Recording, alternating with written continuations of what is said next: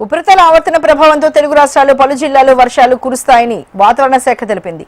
బంగాళాఖాతంలో మరో అల్పపీడనం ఏర్పడుతుందని, దీంతో మరో 4 రోజులు వానలు పడే అవకాశం ఉందని వెల్లడించింది.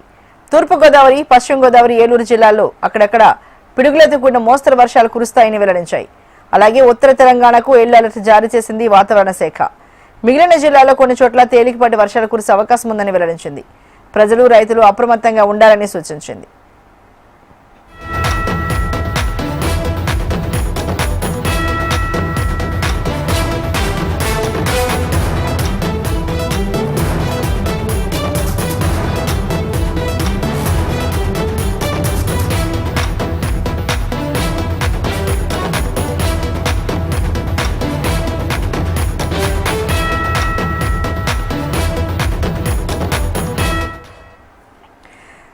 మరి ఇదే ఇష్యూకి సంబంధించి మరింత తాజా సమాచారాన్ని మా ప్రతినిధి అనురాధ అందిస్తారు. అనురాధ, మరి ఉపరితల ఆవర్తన ప్రభావంతో తెలుగు రాష్ట్రాల్లో చాలా జిల్లాల్లో వర్షాలు కురుస్తాయని వాతావరణ శాఖ చెప్తోంది కదా, డీటెయిల్స్ చెప్పండి అనురాధ.